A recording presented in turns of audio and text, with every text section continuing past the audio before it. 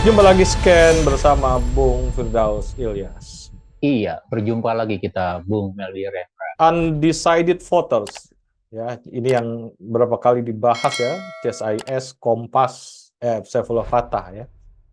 Jadi masih banyak ya orang yang belum memutuskan untuk Capres 2024 ya dalam beberapa kali survei yang dilakukan, dan ini menunjukkan bahwa debat-debat yang akan dilakukan nanti akan lebih berguna untuk mendorong orang memilih dari hasil debat, Bung Firdaus.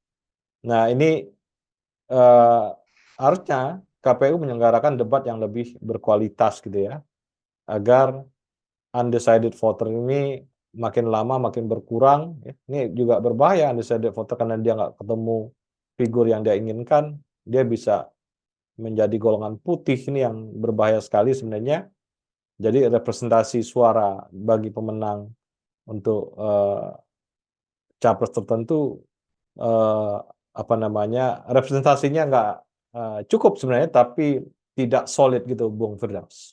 Iya, Bung Meldi. Jadi kalau kita lihat memang terjadi tren ya atau perkembangan suara swing voter atau undecided voter ya, yang kalau kita lihat dalam beberapa survei terakhir, baik itu dari Kompas atau Indikator ya, atau beberapa survei yang lain, lembaga-lembaga yang lain, itu terutama dari Kompas yang saya lihat itu menunjukkan jumlah atau populasi yang semakin besar. Padahal kita sudah menyelenggarakan pendaftaran kepada KPU, kemudian sudah ada debat pertama capres begitu, dan ternyata terjadi perubahan yang tadinya kalau kita ingat dalam terakhir survei Kompas sebelum debat capres ya itu undecided voternya kurang lebih sekitar 20-an, di bawah 30% gitu ya.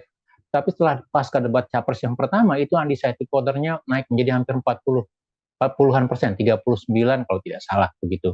Dan artinya ini menjadi sinyalmen bahwa Bung Meldi bahwa ternyata orang yang masih ragu-ragu itu bertambah banyak di dalam Pilpres 2024 nanti begitu. Dan kalau kita tidak bisa simak dengan baik, kita tidak bisa tawarkan program-program yang baik, baik itu dari sisi penyelenggara pemilu KPU ataupun juga para kandidat pasangan capres cawapres gitu ya, maka bisa jadi orang yang tidak akan memilih atau tidak datang pada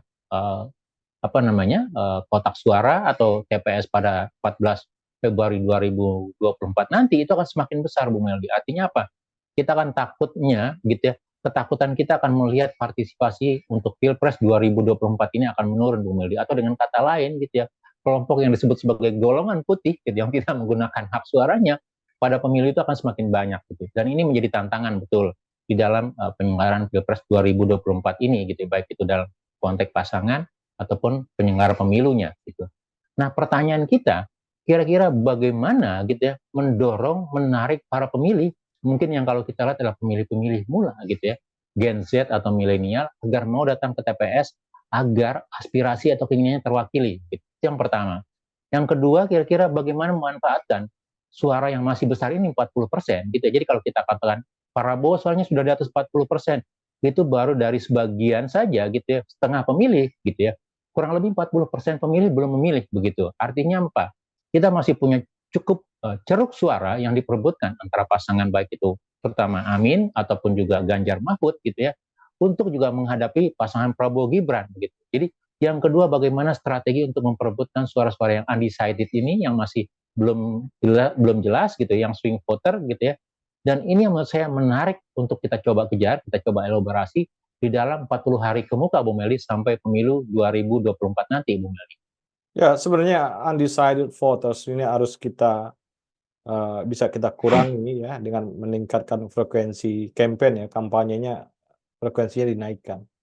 Kemarin inovasi-inovasi juga dilakukan oleh Pak Mahfud dan Anies Baswedan dengan live TikTok ya.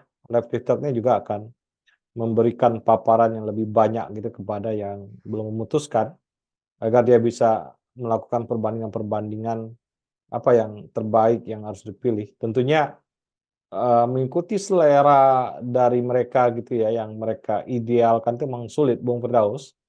Tapi harusnya para capres ini memahami apa yang ideal di kepala para undecided voters ini, kemudian dia bisa meramu atau membuat sebuah konsep atau sebuah tontonan tentang visi misi yang lebih menarik, yang bisa menjadi magnet baru bagi yang belum memutuskan ini, sehingga yang belum memutuskan punya ketetapan hati bahwa pilihannya jatuh ke salah satu capres yang ada, Bung Firdaus. Iya, memang betul lah. Jadi kalau dari sisi konten kampanye ataupun juga aktivitas pasangan, baik itu melakukan kampanye, sosialisasi gitu ya. Dan kalau kita mau coba kuantifikasi, Bu Meldi, coba kita hitung secara kasar, secara sederhana saja. Sebenarnya pasangan yang cukup aktif melakukan kampanye itu adalah pasangan nomor 1 dan nomor 3, Bu Meldi. Sementara nomor 2 itu tidak banyak. Kalaupun banyak terjadi itu hanya lebih, terutama mobilisasi ya dilakukan oleh Gibran. Sisanya itu kampanye yang boleh saya katakan kampanye-kampanye melipir, Bu Meldi. Tugas dinas gitu ya, tugas kenegaraan kemudian disisipi media-media kampanye begitu. Karena tadi keterbatasan gerak begitu ya. Jadi kalau kita lihat Pak Prabowo relatif tidak banyak, ya agak terbatas geraknya karena usia begitu ya. Gitu. Dan kita lihat juga bagaimana dalam sisi kampanye hanya untuk daerah-daerah yang kebetulan dikunjungi dalam status kunjungan kerja, Bu Meldi gitu. Nah, sementara Gibran lebih banyak menggunakan waktu misalnya hari libur ya, Sabtu atau Minggu melakukan kunjungan ke daerah. Sementara Amin gitu ya, ataupun juga pasangan Ganjar Mahfud itu relatif, terutama Ganjar ya, itu relatif bisa full day setiap hari melakukan sosialisasi, bisa ketemu begitu ya, bisa melakukan ketemu dengan publik, melakukan dialog, exposure begitu, kunjungan-kunjungan daerah begitu. Nah, teorinya kalau dua pasangan ini cukup aktif melakukan sosialisasi dan kampanye dan menjemput bola, mestinya mereka akan mendapatkan gen suara yang cukup tinggi, Bu Mel, dibandingkan pasangan 02 begitu ya, gitu. Dan saya lihat kalau kita lihat dari pilihan-pilihan gitu ya, sebenarnya kan pilihan untuk suara 02 relatif sudah stagnan di atas 40-an sekian begitu ya. Padahal dengan segala macam gitu ya, dengan segala artinya dengan segala favorisme, dengan segala keberpihakan kepada mereka baik kekuasaan ataupun juga segala kepuasan ekonomi, sumber daya dan segala macam begitu. Nah, tinggal bagaimana nanti untuk pasangan 01 dan 03 gitu, bagaimana mengoptimalkan ceruk ini begitu.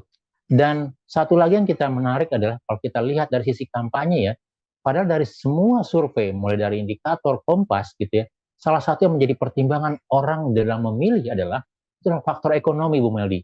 Bagaimana lapangan pekerjaan, bagaimana pengangguran, bagaimana pendidikan kesehatan, begitu ya dientaskan. Tetapi kalau kita coba baca sampai terakhir debat cawapres gitu ya, isu-isunya tidak muncul, tidak mengemuka begitu. Bagaimana misalnya membangun lapangan kerjaan gitu ya, itu tidak ada dalam 01, 02, 03 gitu. Orang lebih banyak bicara antara keberlanjutan dan perubahan gitu. Sesuatu yang sangat abstrak begitu. Jadi saya menemukan agak sedikit anomali gitu ya antara perubahan suara, tren suara dengan kebutuhan-kebutuhan yang sebenarnya ada di dalam publik begitu. Penurunan harga, kemudian stabilitas dalam ekonomi, pemenuhan lapangan pekerjaan, perumahan dan segala macam itu tidak banyak muncul dalam sisi-sisi kampanye atau wacana oleh pasangan capres begitu ya. Padahal itu merupakan isu-isu utama, isu-isu pokok yang menjadi pertanyaan publik untuk kepentingan pemilu 2024 nanti, Bung Meldi. Ya, sebenarnya kan pemilih ini kalau dia isu yang dimunculkan oleh kandidat itu punya greget gitu, Bung Firdaus, tentunya eh, perhatian mereka juga akan ada kepada pemilu ini. Saya kira baru pemilu kali ini yang tidak memberikan greget yang besar ya, greget yang Betul. memberikan antusiasme yang tinggi daripada pemilih gitu ya. Ini juga catatan penting ya bagi capres-capres dan juga bagi KPU ya. KPU saya kira butuh sosialisasi yang lebih dahsyat lagi ya gitu ya. Kemudian capres-capres juga butuh teknik-teknik eee, apa, konten, teknik-teknik isi tentang visi misi yang lebih kuat ya, baik dari teknik pertunjukannya, teknik dalam bentuk, bisa juga dia entertaining atau isinya ya, isinya yang berbeda satu sama lain, isinya yang sangat kuat gitu ya. Jadi kalau sebuah, materi-materi kampanye itu isinya tidak kuat atau tidak bikin orang greget, saya kira ini undecided voters ini makin ya jadi tinggi, Bung Firdaus. Nah, tim ses ini harus segera ya. Ini sebulan lagi kita akan melakukan pencoblosan, kalau ini nggak terkejar, saya kira ini ada masalah representasi dalam pemilu kita kali ini, akan cacat, Bung Firdaus. Iya, betul. Jadi kalau dilihat walaupun dalam sisi penyampaian visi misi, kemudian program kerja, itu kita bisa baca ya Bung Meldi, untuk sekelompok orang membaca dokumen seratusan halaman lebih gitu ya, baik itu pasangan 01, 02 atau 03, itu kalau kita punya waktu kita bisa baca dan sebenarnya cukup detail, cukup baik begitu ya. Tapi secara umum, secara populasi gitu ya, orang tidak punya waktu, masyarakat bahkan Gen Z atau milenial begitu agak malas membaca dokumen yang bertebal-tebal begitu. Nah, tinggal bagaimana dokumen visi misi atau program kerja itu diekstraksi, dibungkus menjadi kemasan-kemasan populis dan mengena pada pokok persoalan gitu ya. Untuk masing-masing basis elektoral gitu. Itu akan jauh lebih bisa diterima begitu. Dan pada titik ini kita katakan, sekali lagi saya katakan bahwa pasangan 01 dan 03 itu relatif sudah melakukan penetrasi yang jauh lebih baik dibandingkan pasangan 02 begitu. Karena pasangan 02 kan relatif sudah given posisinya begitu. Dan ini juga yang mesti dilihat lebih lanjut. Tetapi dalam skala yang lebih masif, dalam skala misalnya nasional gitu ya, kita berharap nanti terutama untuk 3 sisa debat yang tersisa ya, debat ketiga untuk capres, keempat untuk cawapres, dan terakhir untuk capres, karena dan debat terakhir itu kita bicara nanti kesejahteraan, pendidikan, kesehatan begitu ya. Kita berharap agar gitu ya, KPU coba memberikan semacam format yang sedikit berbeda, yang lebih interaktif begitu. Karena apa? Karena dari sisi kampanye kita terbatas, tidak banyak gitu ya, beda, kurang menarik dibandingkan 2019 atau 2014 begitu ya. Maka mau tidak mau itu harus difasilitasi oleh KPU dengan kampanye-kampanye yang lebih interaktif, tanya jawab yang lebih interaktif, yang lebih hidup, tidak sekedar formalitas diskusi atau pemaparan visi dan misi begitu ya, kemudian selesai gitu. Berilah kesempatan kepada para pasangan untuk saling mengelaborasi, melihat, termasuk nanti untuk mencoba memberikan tagihan-tagihan janji gitu ya, termasuk memverifikasi statement-statementnya benar atau tidak, masuk akal atau tidak gitu. Dan menurut saya itu jauh lebih menarik dibandingkan 2 kali debat gitu ya, dengan format yang sedikit kaku dan sedikit formalistik, Bung Meldi. Iya, inilah catatan penting ya, dari ini nggak hanya di, Kompas yang pertama ngeluarin ya, CSIS juga ada ngeluarin juga, CSIS juga ngeluarin, ada urusan itu juga Bung Firdaus ya. Dan saya kira, eee, teknik-teknik, untuk berkomunikasi ya yang baik gitu, atau menggugah atau memberikan, eee, impresi yang menarik itu penting ya bagi capres-capres yang ada gitu Bung Firdaus. Ini juga KPU pasif sekali Bung Firdaus ya, tidak ada inisiatif-inisiatif untuk menyadarkan orang bahwa bahwa pemilu kali ini penting gitu ya, itu juga atau mungkin KPU dananya belum keluar kali ya? Nah ini yang juga catatan kita. Iya betul. Jadi memang KPU sekarang di bulan-bulan ini disibukkan dengan distribusi logistik, menjamin fasilitas dan alat-alat untuk pemilu itu sampai pada tepat waktunya, Bung Meldi begitu. Dan itu saya juga menjadi membuat pusing kepala mereka. Belum lagi beberapa blunder-blunder dalam distribusi logistik begitu, membuat orang betul nggak pemilunya independen, berintegritas, bisa dijamin jujur begitu ya gitu. Dan itu juga menjadi pertanyaan buat KPU begitu. Tapi sekali lagi memang kita berharap dalam sisa waktu yang ada gitu ya, KPU bisa meningkatkan kualitas dalam penyelenggaraan pilpres dengan media kampanye, media sosialisasi yang semakin baik. Sementara untuk pasangan-pasangan kandidat begitu 01 dan 03 tetap bersemangat untuk mengejar gitu ya, bahwa suara masih banyak yang bisa tersisa, yang bisa dikejar gitu ya. Maka berikanlah program-program atau solusi yang terbaik untuk persoalan bangsa ini. Dan saya pikir kalau mereka bisa mengkomunikasikannya dengan baik, bisa jadi mereka mendapat suara yang jauh lebih besar dibandingkan akumulasi suara untuk Prabowo Gibran. Jadi sekali lagi masih ada waktu untuk berkompetisi, masih ada waktu untuk berkampanye. Gunakanlah sebaik-baik mungkin untuk meyakinkan dan menarik perhatian dan kepedulian rakyat, Bung Meldi. Ya terima kasih Bung Firdaus. Sama-sama Bung Meldi, terima kasih banyak.